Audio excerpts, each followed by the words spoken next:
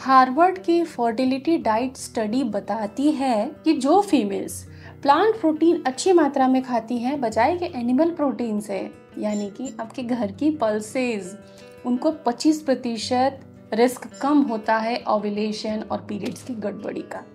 तो कितनी खूबसूरत बात है।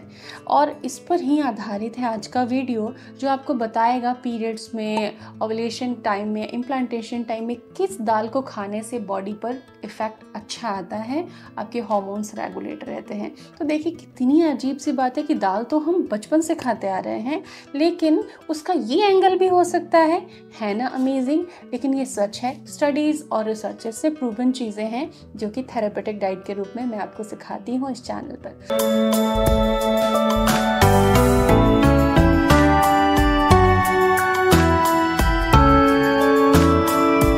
Welcome to Prerna's fertility care channel पर 1000+ वीडियोस हैं आपकी इनफर्टिलिटी प्रॉब्लम्स को दूर करने के लिए, आपको एजुकेट करने के लिए। तो आपकी जो भी समस्या हो आप चैनल की प्लेलिस्ट में जाएं और वीडियोस को ज़रूर एक्सप्लोर करें। पल्सेस यानी कि दालें हमारी फर्टिलिटी में क्यों इम्पॉर्टेंट है, क्लिनिकली अब इनकी इतनी ज़्यादा डिमांड क्यों बढ़ रही है? क्योंकि इनसे ओव्यूलेशन ज़्यादा अच्छे से होने लग जाता है, इनको अगर आप सही तरीके से अपने डाइट में शामिल करने लग जाते हो। लेकिन मैं आपको कुछ और क्लिनिकल थेरेपेटिक बेनिफिट्स बताती हूँ। नंबर 1, इनमें प्रोटीन तो होता है, फाइबर भी होता है, आयरन भी होता है, तो एक बड़ा सुंदर कॉम्बिनेशन इसके अंदर होता है। तो ये आपके हार्मोन बैलेंस के लिए एक बहुत अमेजिंग चीज़ है। प्लांट प्रोटीन की अगर हम बात करें तो दालों में हाई वैल्यू प्रोटीन रहता है प्लांट प्रोटीन कैटेगरी के अंदर। ये यूट्रस की लाइनिंग फॉर्मेशन के लिए बहुत सपोर्टिव होती हैं, इसीलिए हम इसको इम्प्लांटेशन डेज में बहुत बेहतर टेक्निक से आपको खाना सिखाएंगे। साथ ही ये पीसीओएस में, इंसुलिन रेजिस्टेंस में ये काफ़ी हेल्पफुल होती हैं। उसको कंडीशन को, जो पीसीओ की कंडीशन होती है, इसको आप इफेक्टिवली कंट्रोल कर सकते हो अगर दालों को ज़्यादा मात्रा में अच्छे तरीके से आपने यूज़ करना शुरू कर दिया। ओव्यूलेशन आपका रेगुलर होने लग जाएगा अगर आप दालें सही तरीके से नियमित इस्तेमाल कर रहे हैं। मान लो आपको हर दिन दाल खानी, लेकिन दालें कई होती हैं, हम इसका कॉम्बो बनाते हैं। एक चार्ट भी मैं आपके साथ में शेयर करूंगी इसी वीडियो में, जिसमें आपके मासिक चक्र के अकॉर्डिंग दालों को खाना सिखाया है। उसका आप प्रिंट लेके अपने घर में लगा सकती हैं, अपने किचन में, उसके अकॉर्डिंग आप दालें इस्तेमाल कर सकती हैं। तो चलिए हम दालों के अनुसार शुरू करते हैं। सबसे पहले हम मसूर दाल की बात करते हैं। तो मसूर दाल जो होती है रेड, जिसको हम कहते हैं लेंटिल्स, वो आयरन में रिच होती है, फॉलेट में रिच होती है। तो याद रखें, दालें बनाते समय आप जीरा, हींग का इस्तेमाल ज़रूर करें, डाइजेस्टिबिलिटी बढ़ती है। दालों को सोक करके अगर आप बनाते हो तो बहुत अच्छा रहता है। और वीडियो शुरू कर रही हूँ, दालों को बता रही हूँ, उससे पहले बता दूँ कि दाल जो बाज़ार से लाते हो आप देखना दालों पे एक चमक होगी, वो दाल कभी नहीं खरीदनी है आपको। हमेशा अनपॉलिश्ड दालें खरीदनी हैं, ऑर्गेनिक दालें खरीदनी हैं। कुछ दालें जो मैं अपनी रसोई के लिए चुनती हूँ, मैंने आपको सजेशन में दिए हैं। आप भी ऑर्गेनिक अनपॉलिश्ड दालें यूज़ कीजिए ताकि आपके बॉडी में, आपके खून में केमिकल वाला जहर ना घुले। तो मसूर की दाल फर्टिलिटी में क्या करती है, ये इक्वालिटी बढ़ाती है और साथ ही यूट्रस की लाइनिंग को भी मजबूत बनाने में हेल्प करती है, क्योंकि इसमें ऐसे ही पोषक तत्व होते हैं। तो ओव्यूलेशन से 7 दिन पहले से लेकर ओव्यूलेशन के बाद आप मसूर दाल खा सकती हैं। 15 दिन महीने में ओव्यूलेशन का जो टाइम है उससे पहले के 7 दिन और ओव्यूलेशन के बाद के 7 दिन आप मसूर दाल ज़रूर खाएं। दूसरी आती है उड़द की दाल। उड़द की दाल पचने में भारी होती है, लेकिन इसकी फर्टिलिटी बेनिफिट सबसे ज़्यादा होते हैं। इसमें देखिए प्रोटीन अच्छा है, फाइबर है, जिंक है, मैग्नीशियम है, ये इम्प्लांटेशन सपोर्ट करती है। अब बहुत सारे लोग कमेंट करेंगे बिना किसी साइंटिफिक लॉजिक के, गर्म होती है। अगर आप एक दिन में 5 कटोरी उड़द की दाल खाओगे तो डेफिनेटली पेट सोचेगा कि ये हो क्या रहा है, लेकिन आपको 1 से 2 सर्विंग खानी है। तो पोस्ट ओव्यूलेशन जब इम्प्लांटेशन का टाइम होता है तो आप 2 वीक वेट पीरियड में उड़द की दाल खा सकते हो। लेकिन खाने का तरीका बहुत ही खूबसूरत मैं बताऊंगी कि डायरेक्टली उड़द की दाल आप कम बनाएं, मिक्स में बनाएं। प्लेन उड़द की दाल आप कुक मत कीजिए। आप उड़द की दाल और चावल और थोड़े मेथी दाने लेके एक बैटर बना लीजिए, भिगोकर, पीसकर, फर्मेंट कर लीजिए। उससे आप इडली और डोसा तैयार कीजिए और ल्यूटियल फेज में हर दिन लगभग आप खा सकते हैं। कभी उत्तपम, कभी इडली, कभी डोसा, कभी आप पे कोई भी रेसिपी इसकी बनाकर आप खा सकते हैं। अल्टीमेटली उड़द की दाल आपकी बॉडी में जा रही है और बेटर फॉर्म में जा रही है। फर्मेंटेशन के बाद न्यूट्रिएंट वैल्यू और बढ़ जाती है, डाइजेस्टिबिलिटी और बढ़ जाती है, क्योंकि वो सेमी डाइजेस्ट हो चुका होता है। तो उड़द की दाल को खाने का इससे खूबसूरत तरीका और कोई हो ही नहीं सकता। अगर आप उड़द की दाल डायरेक्टली कुक करते हो तो खट्टाई, अमचूर, इमली ज़रूर उसमें डालना और दूसरी दालें भी थोड़ी मात्रा में मिक्स करना, जिससे कि डाइजेशन के इश्यूज ना हो। चना दाल, बी विटामिन में रिच होती है और प्लांट प्रोटीन में रिच होती है। बहुत अच्छा प्रोटीन है चना की दाल के अंदर।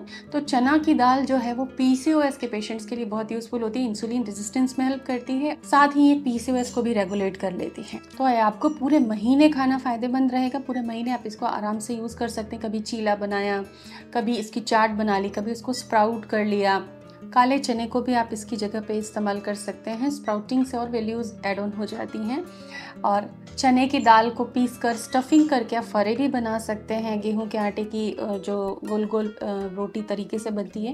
तो चने की दाल की बहुत रेसिपी ट्रेडिशनली भी बनाई जाती हैं। सेहत से भी भरपूर है और स्वाद से भी भरपूर होता है। चना दाल स्प्राउट को लेमन, जीरा, सीजनिंग वगैरह के साथ में अगर आप फॉलिकुलर फेज में खाते हैं तो इसके ज़्यादा बेनिफिट होते हैं। इसलिए फॉलिकुलर फेज में, यानी कि पीरियड जब खत्म होता है और पीरियड के तीसरे चौथे दिन के बाद से जो समय ओव्यूलेशन तक का, तब इसे नहीं मिस करना है, तब ज़रूर इसको खाना है। और सबसे अमेजिंग और मेरी फेवरेट दाल मैं आपको बताऊंगी, मूंग की दाल। अब आप हरी मूंग लें, पीली मूंग लें, ज़्यादा फर्क नहीं पड़ता। मैं कहूँगी हरी मूंग लें, क्योंकि वो एसिडिटी को भी कंट्रोल रखती है, तो फाइबर इंटेक भी आपको ज़्यादा मिलता है। तो मुझे बेहतर लगती है हरी मूंग की दाल, और वाकई इसके बेनिफिट्स भी बहुत अच्छे हैं। बी विटामिन में बहुत रिच होती है, प्रोटीन में, और ईजी टू डाइजेस्ट है।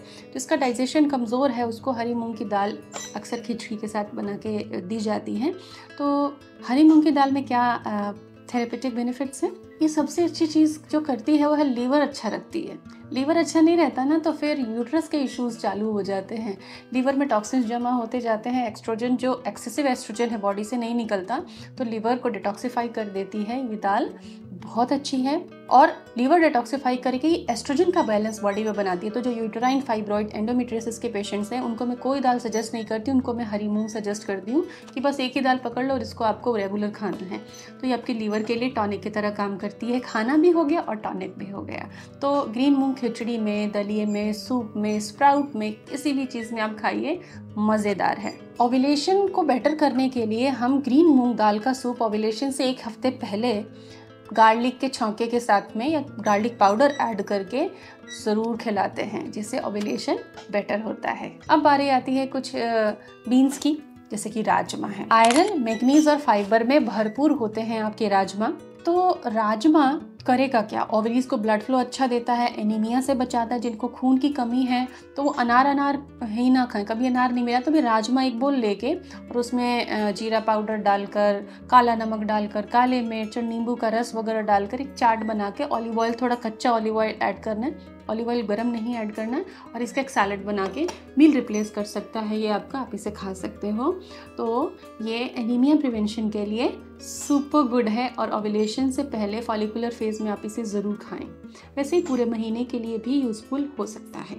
एक दाल ईटिंग शेड्यूल मैं आप सभी के साथ चार्ट में शेयर कर रही हूँ। डे 1 से डे 5 जो पीरियड के डेज होते हैं, हमारा मासिक चक्र शुरू होता है, डे 1 से 5 मूंग मसूर ले सकते हैं, डिटॉक्स करेगा और आयरन देगा। डे 6 से 13 तक फॉलिकुलर फेज में चना मूंग ले सकते हैं, ये एग ग्रोथ देगा आपको। डे 14 से 16 ओव्यूलेशन के फेज में मसूर चना ले सकते हैं, जो जिंक देगा और ब्लड फ्लो बढ़ाएगा।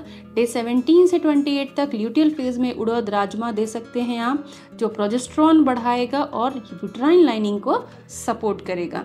तो ये एक रूटीन है आप लोगों के लिए, जिसको कि आप अपने फर्टिलिटी का जो आप ट्रीटमेंट ले रहे हो उसमें अपनी डाइट के लिए यूज़ कर सकते हो, क्योंकि दालें तो हमारे खाने का बहुत अहम हिस्सा होती हैं। वेजिटेरियन लोगों के लिए तो बहुत बेहतरीन चीज़ है। अब कुछ मिस्टेक्स हैं जो आपको नहीं करनी है। कई लोगों को होल पल्सेस, जैसे साबुत मूंग है, उससे ब्लोटिंग हो जाती है, तो उसको आप अंकुरित करके खाएं। डायरेक्ट साबुत मूंग की दाल ना बनानी है तो रात को भिगोना है, सुबह पानी निथारना है, तब दाल बनानी है। पहली गलती से बच जाना, नहीं तो आपको साइड इफ़ेक्ट होंगे, कहोगे कि ये नतीजे ही नहीं मिलते इस चीज़ के। तो तरीका आपने गलत अपनाया है।